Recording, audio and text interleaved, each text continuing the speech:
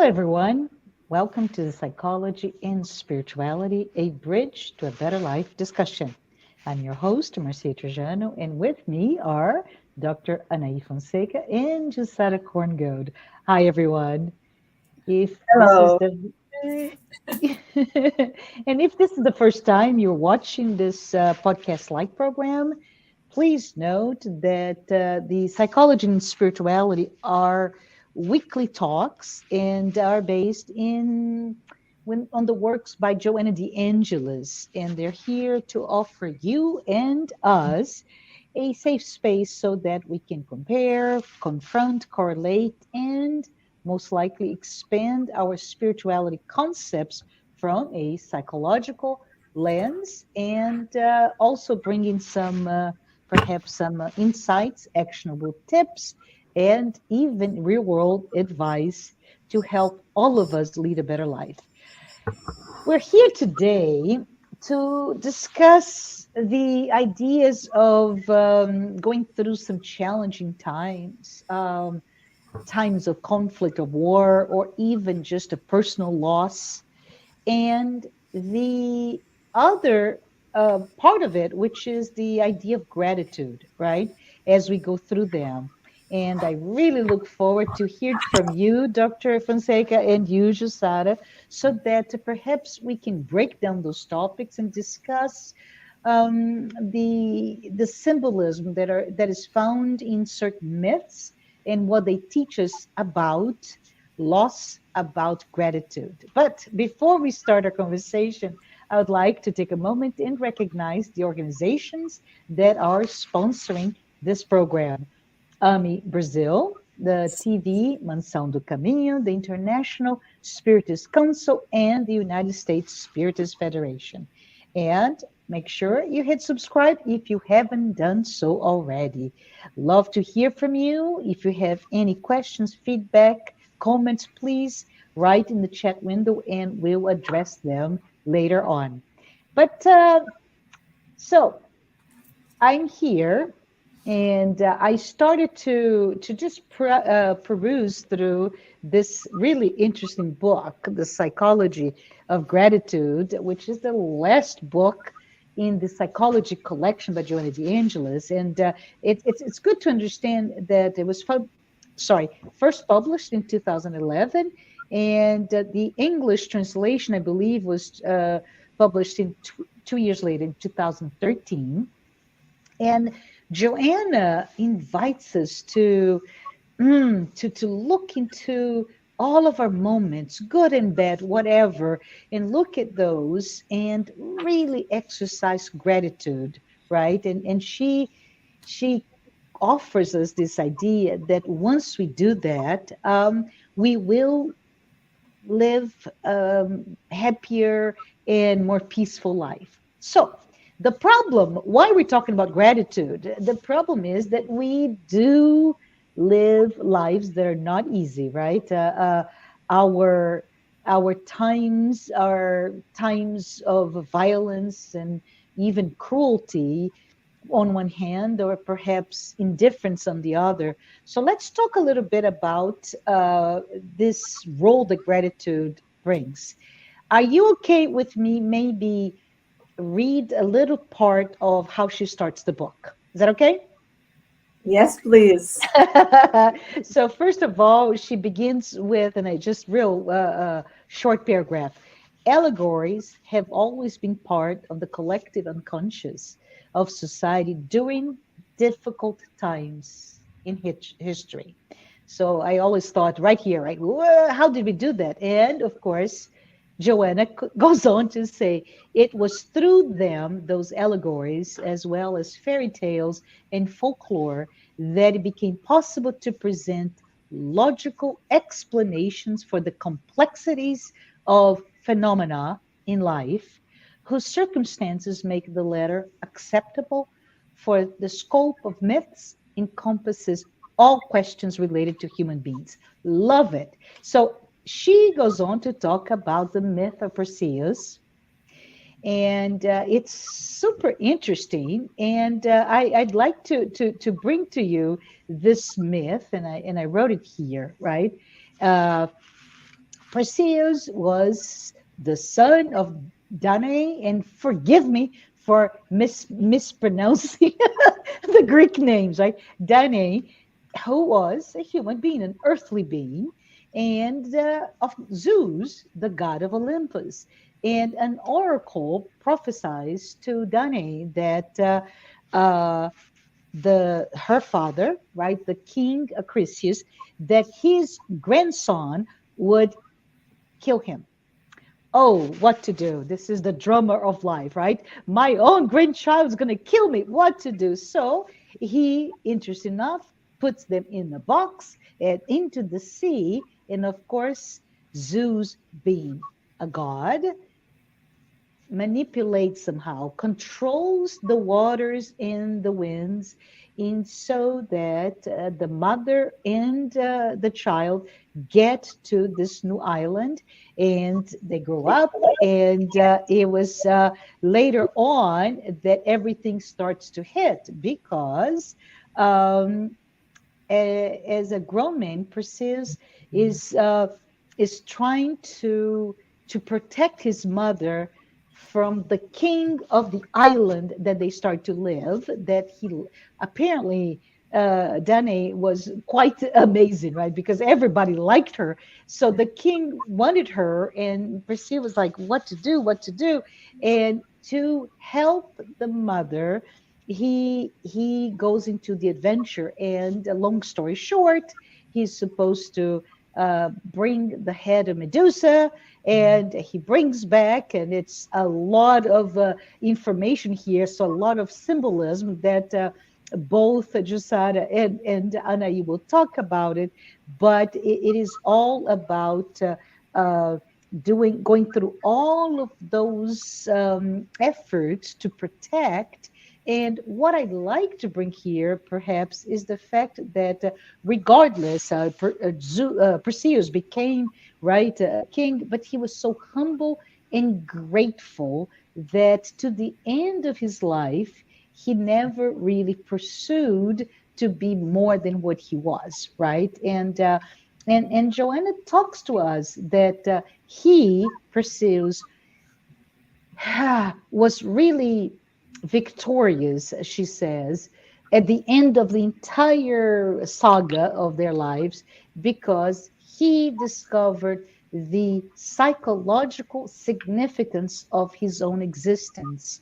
And in this case, his mission, Perseus, was to save his mother and to go and conquer all the enemies, to persevere no matter what was happening to him, to persevere and recognize his own vulnerability when he confronted all those existential problems.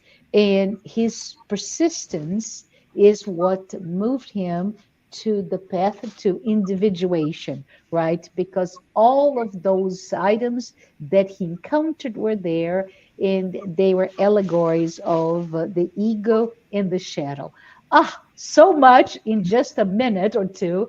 But I wanted to ask you, can we talk about this myth, and how do we reconcile this idea of perhaps Perseus and his mother would live a life of, oh, we've been exiled to this island and nothing is good. And instead, the boy, Perseus, grew to be somebody that had all that it took to continue his mission in life. What are your thoughts? Wow, it's a lot, right? It's a lot, yeah.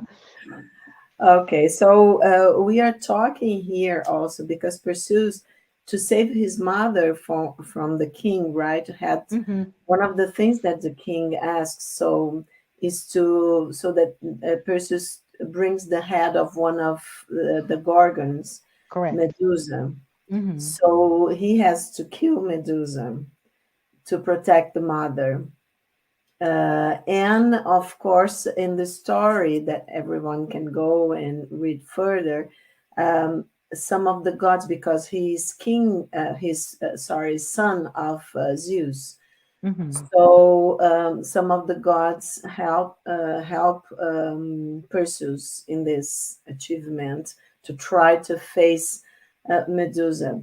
So there are many symbolism, and just it's important that we can think about the symbolisms that are in myths and legends and fairy Correct. tales Mm-hmm. as a way of our higher self, our higher consciousness, um, sending messages and bringing to the ego stories and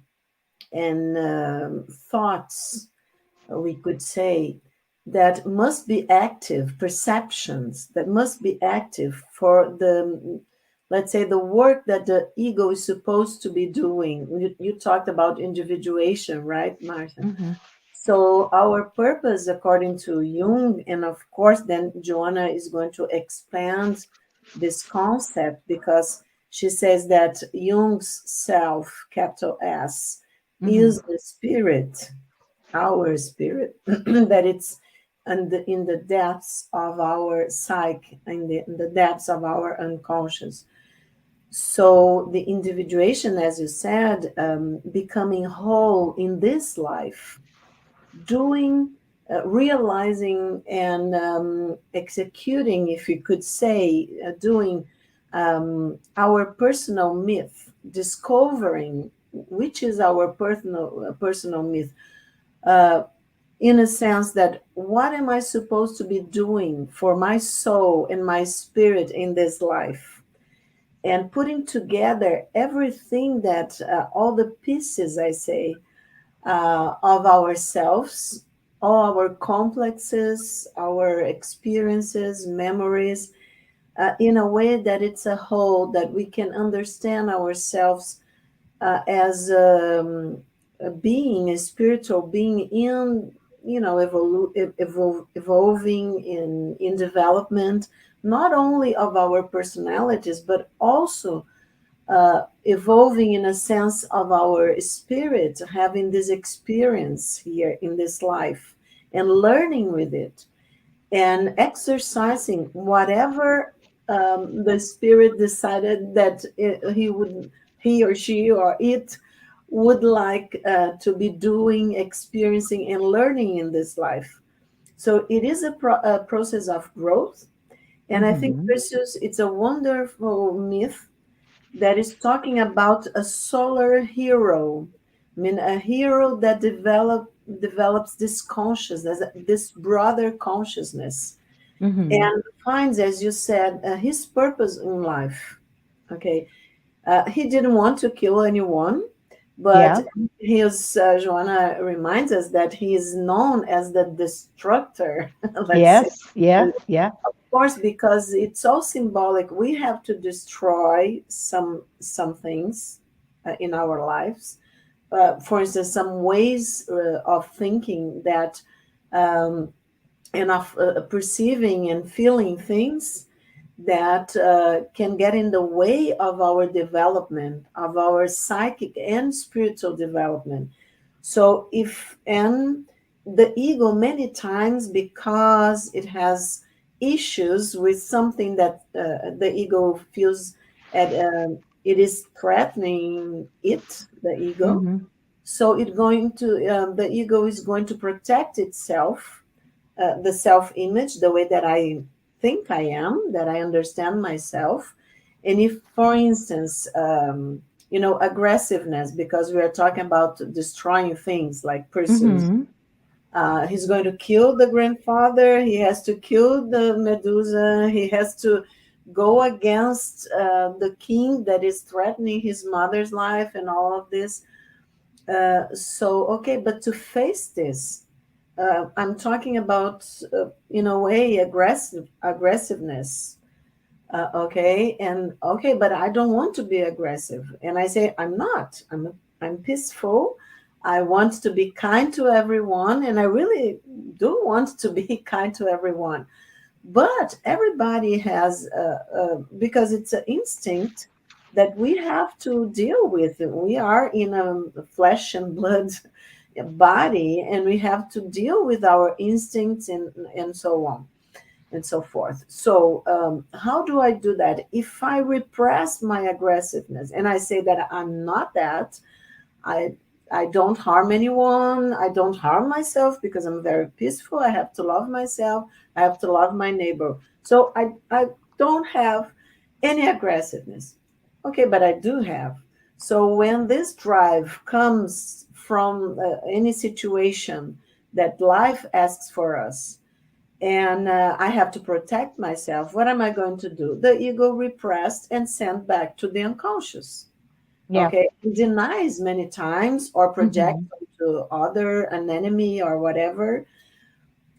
So what happens is that I'm not dealing actually with my aggressiveness, and not even integrating or even transforming or even using it in my control, in a sense that it helps my growth, that I'm not going to be aggressive to anyone, but I have to acknowledge that I have this impulse. There is an information there that I have to deal with. So if Perseus would say, "No, I have no aggression. I'm not getting a thinness sword, and I'm Yeah. not going to kill, the Gorgon." So many things wouldn't have happened in his story.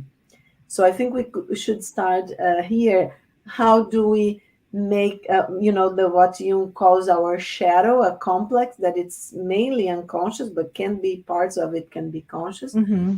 So how is my shadow grows, how it's structured, because the ego is trying to protect, the self-image. And I think we should start and okay, what do we do to be, like Perseus, to face our fears, our uh, everything that the ego doesn't feel as virtue, our bad instincts, because this is a classification that the ego does, for instance. Well, if I protect myself and I don't look at it. So Perseus is a solar. He goes through a lot of sacrifice to fulfill his personal myth, and to grow, and to face his fears and his questions, his conflicts, inner conflicts. So every step of the way we are achieving, when we do that, we are achieving a higher consciousness. But I want to hear Jussara about that. Oh, there are so many things popping up in my mind right now. First of all, hi, hello everyone. It's so good to be here again with you, and I mean to be able to participate in this fascinating discussion and this topic. And for starters, I would like to say that the more I study Joanna de Angelis, the more if it is possible at all, I feel love for her and admiration. And one thing that came to my mind was, remembering one of the statements that we have from Jesus, that I did not come to destroy the law, which was clear to say that by him expanding on our understanding and knowledge of God and our relationship with the universe and all the creation, our brothers and sisters, he was not dismissing everything that was built before, especially from his own heritage, that was the Hebrews. I was thinking that Joanna de Angelis did the same. you know, Hmm. she comes here and she brings this transcendental psychology, but is still utilizing what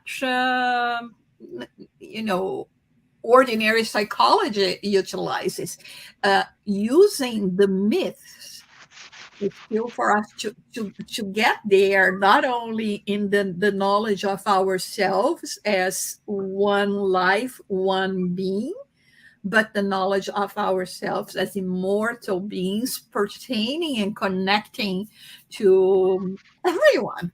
and everything. So when she brings that in terms of the myth, and and leads us to think about, I think, especially for Anahy, that it's, the psychiatrist here, the doctor, that it makes it so much richer, right? I'm here, for instance, in trying to think about the symbolism of the gifts that were given to Perseus so that Yes. he could fight Medusa. Like, for instance, Athena, that gave him the mirrored um, Shield, right? Shield. and Yeah. it is like, you have to look at yourself, and when you look at yourself, uh, and you see what you are, really, truly, maybe that is the moment that you have to condemn to death that old self ego, Yeah. the ego that you represent, and being reborn to the self. And so I think that from this perspective, analyzing also from the Perseus' point of view, and how she describes him as being a selfless being. Hmm. Because, like it says here, and in the psychology of gratitude, that he went on to return to his mom and to free his mother from the king that Hmm. him to kill Medusa, but at the same time, he couldn't deal with the urge of, along the way, liberating others, and in the sense, even his future wife Andromeda, right? Correct. So he could at that moment say, I have what I need, I have what it was required of me just to deal with my loved one, that is my mother, right? And be there close in his inner circle of the relatives.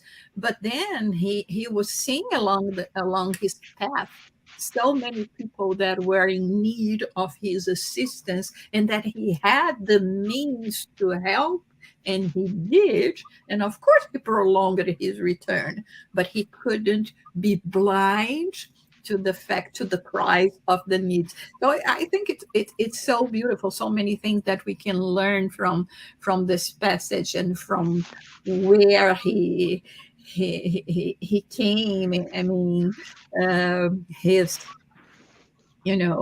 divine at the same time, his divine heritage, at the same Hmm. time that he has the human heritage, but has all these emotions. But I think Joanna also talks about in this myth specifically, this allegory, right?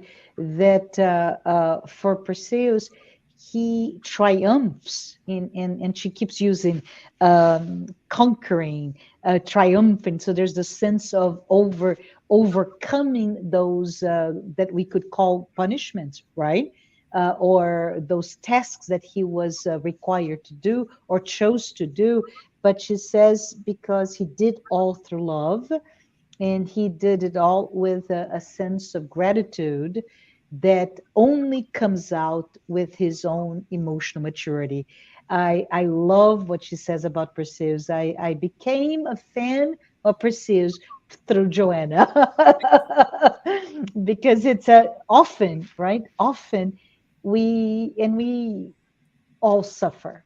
The entire population of the planet has some pain point, and we all have something that pushes us to have a moment of suffering.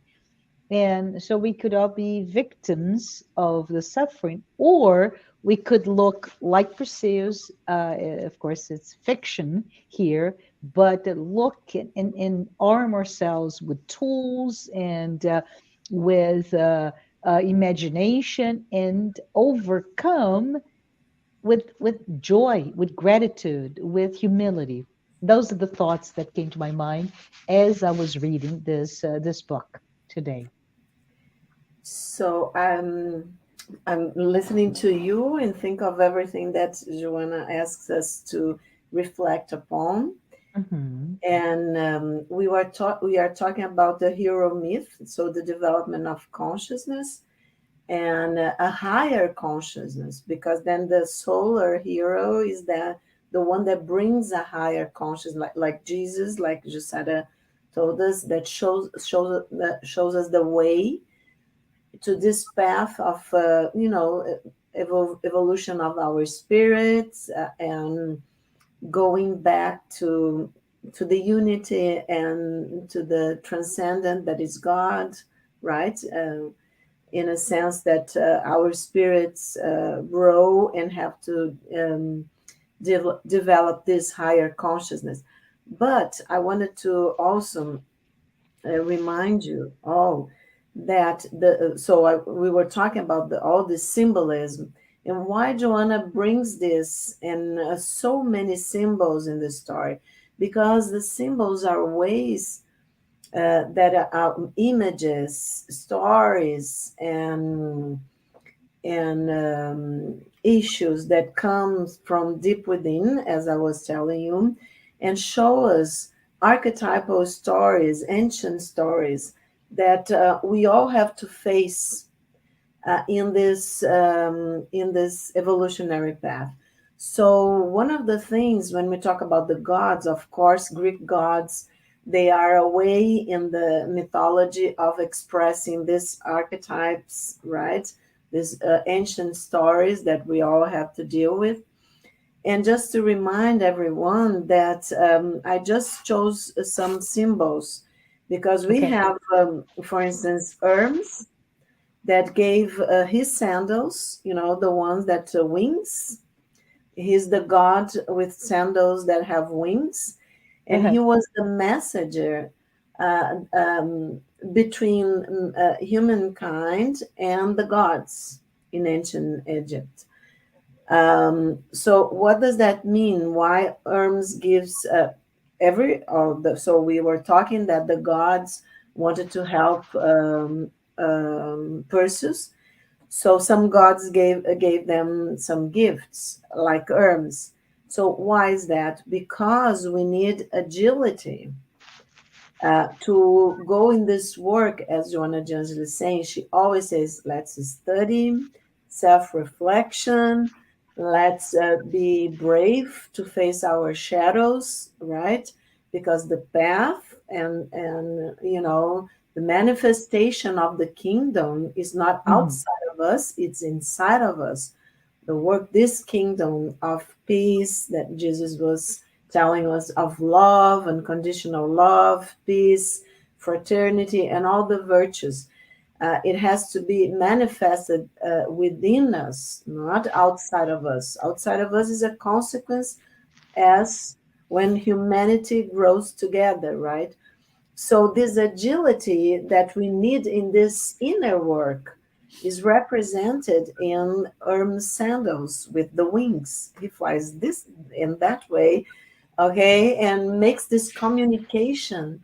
And we can think of the Greek gods, for instance, as archetypes, ancient forms, of course, information that comes from our spirit, the self, the higher self, or the young self, capital S, and as Joanna says, our spirit. So we need Hermes, we need a way of having this information of our egos calming down, in a sense, maturing. She talks a lot about maturity also in psychology of gratitude, so that we can listen, we can relate to our symbols, inner symbols that come through our dreams, to our personal mythology, to the synchronicities that help happen in our lives, so that we can better do this job that Joanna calls us to work, that is self-discovery, that is the inner work of the soul. So we have Hermes sandals, and we have, as Jussara was giving spoilers, I'm just kidding, about the Athena's shield, right? That it works as a mirror. The mirror has, because it was so polished, right? That would reflect image. Why? Because Athena knew, remember, she is the goddess. She is also a daughter of Zeus, but she is a goddess. And she is the daughter of Zeus that was born from his head. So she is the goddess of law, for instance, of the city, of civilization. And so she knows it's a lot of symbolism. I love, of course, is Joanna guiding us, right? So Athena, as being the goddess of law, of civilization, knows that to deal with our what its basic instinct in, for instance, as aggressiveness, to deal with our inner conflicts, everything that threatens the ego, and everything that it's still basic in ourselves, we could say, or evil. Okay, everything that Medusa represents in this story, we are looking to the shadow. We cannot face directly. We have to reflect, as Jussara said, upon it a lot. But if we face directly, okay, we can, after many, many years of some kind of meditation, going reading and going through, the spiritist knowledge or psychotherapy, analysis, everything together, then maybe we are mature enough and to look to face ourselves, because it's our Direct. Yeah, inner. yeah. But Athena knew that this is very difficult for a poor ego. Okay, as like Perseus in the beginning of the story before he kills Medusa. So of course he has. She gave her shield that it's like works like a mirror, because you could not face Medusa eye to eye, because then you would be petrified. So, looking at it from a psychological point of view, and also of course, symbolic point of view, we are talking that I was thinking and reading again for our talk here, Joanna, that first in psychotherapy, that it's one of the therapies that we psychologists and psychiatrists do, that it's many the inner time that the person, the kairos, not chronos, that our egos are going to have need to reflect upon our conflicts, inner conflicts, and everything that the ego considers bad or evil within ourselves. So this symbology is that uh, Perseus, how can he, spoiler alert, how can he kill Medusa? Okay, with the sword, because Athena also gave the sword, and he cuts Medusa's head, because he doesn't look directly to her, he looks through the shield. So it's saying, and he had to be very aggressive in that moment, the basic instinct to be able to, and very brave to be able to kill Medusa. So I'm thinking that, like in psychotherapy, or even when we are reading Joanna's books, for instance, that we are doing this job of reflection, that we are not looking. Joanna is helping us not to look directly about to, for instance, to something that gave me a lot of rage, that made me feel really angry with someone. Because if I think of that, looking straight to the eyes of my inner Medusa, I will feel the rage all over again. And I will be, like Jung says, my complex will constellate. It will, it will not help my process of self reflection.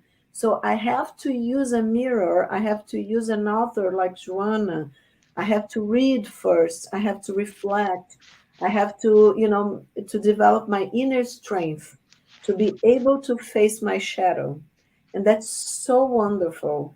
And I have to use my sword my inner sword, that it doesn't only dissipate Medusa's head, so kills what and transforms, right? Because killing in this sense is transformation of something that I feel as bad within myself, but also is discernment, like Jesus uses, right? Just had a discernment of what it's bad or what it needs work within myself, and what it's okay because it's already light that I have within myself.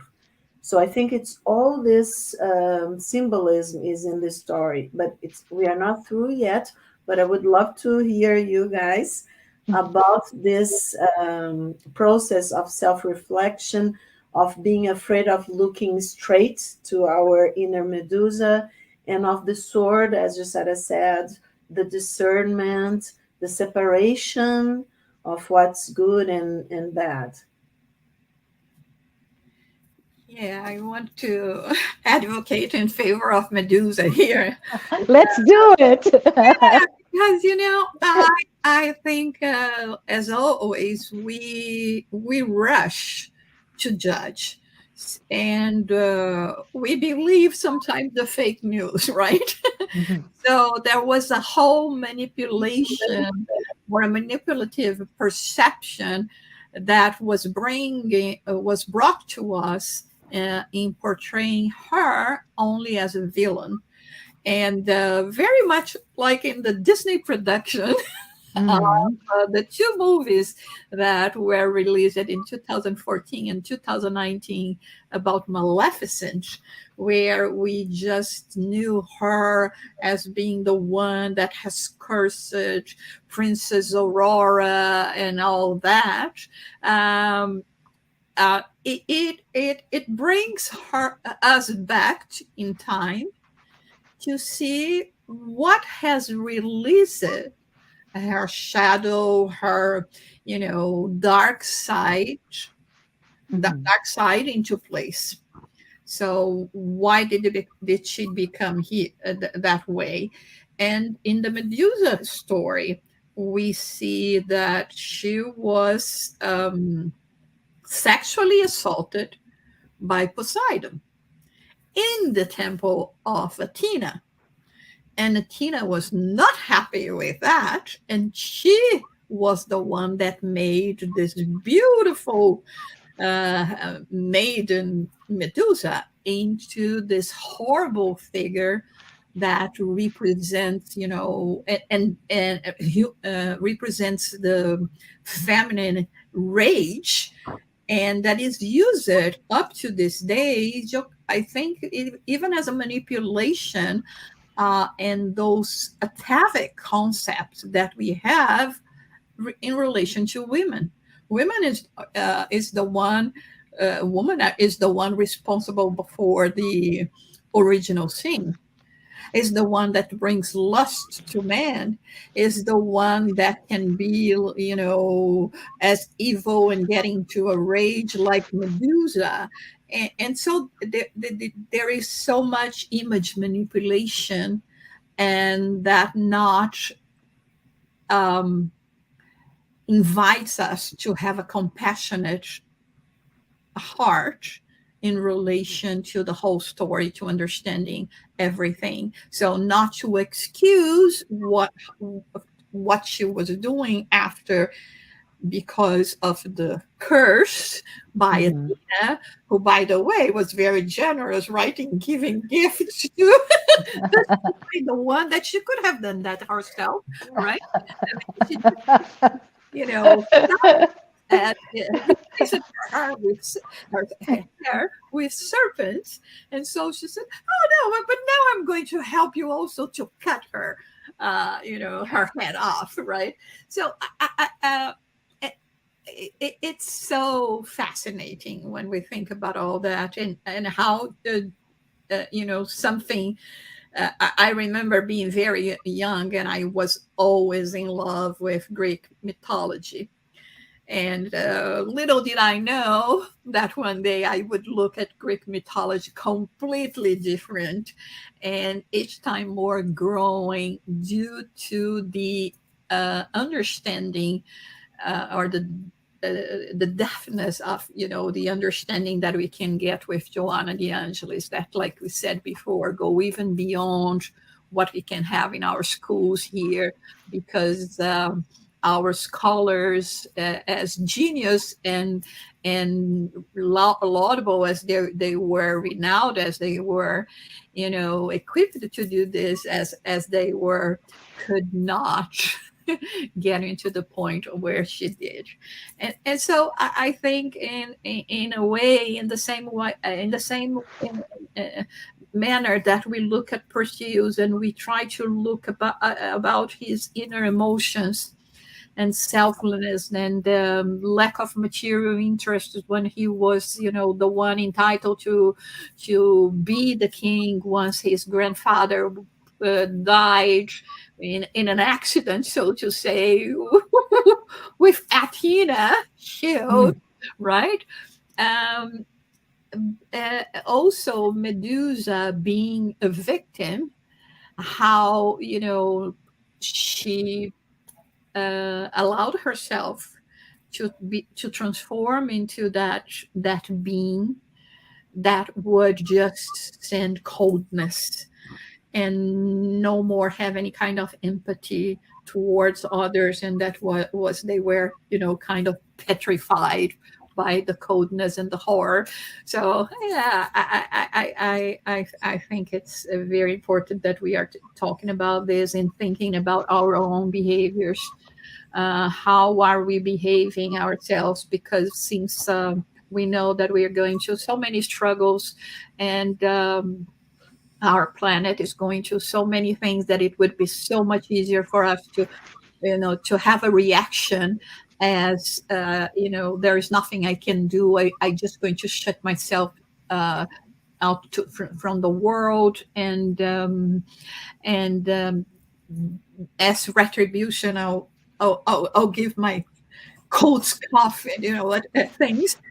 Or we could be the ones like Perseus that will say, regardless of what is going on and my personal interests, that is, go there and save my own blood, that is my mother, I cannot just shut my eyes and not do anything.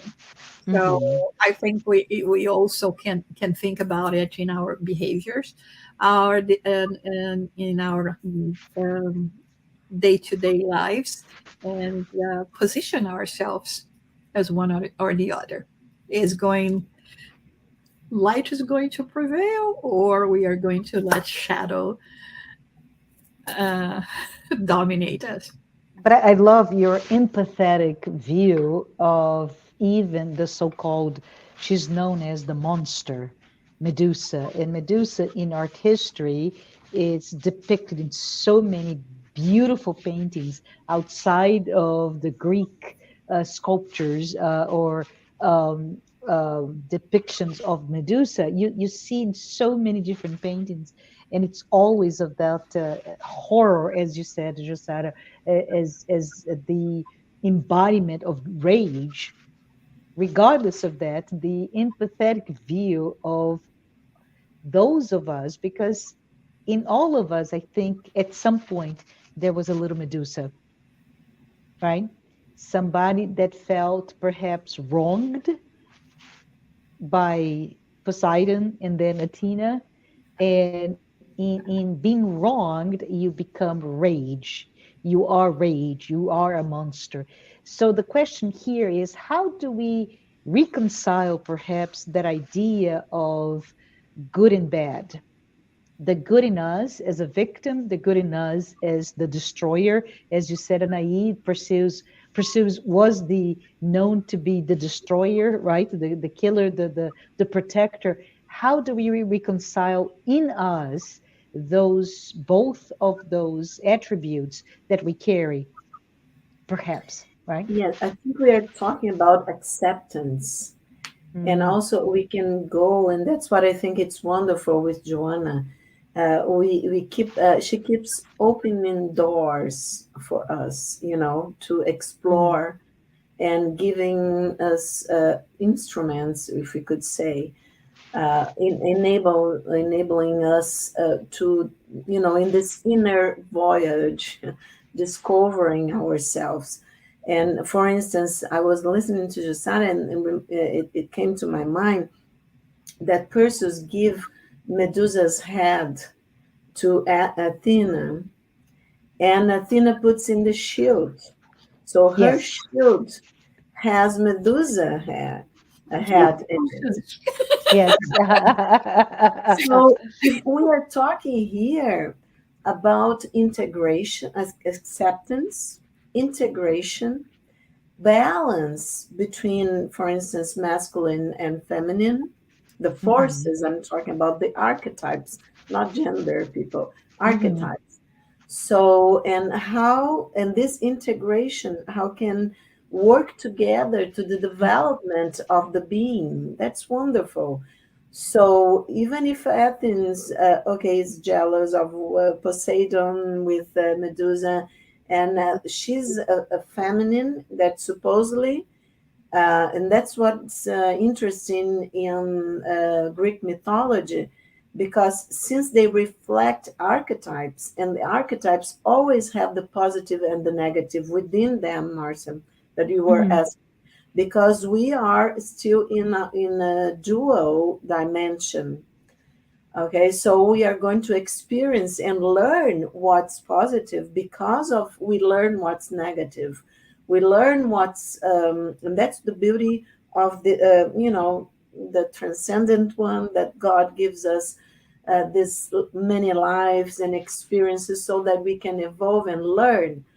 So we can think of Athens and Medusa, as Jusada was saying, who is the good feminine and the bad feminine? It's all mixed up. Both of them have the good and evil, have Mhm. attitudes that are good and attitudes that are evil. So, what we're trying to do, and I think many of us, and I think humankind it's on the verge of this new development of consciousness, because our spirituality is evolving.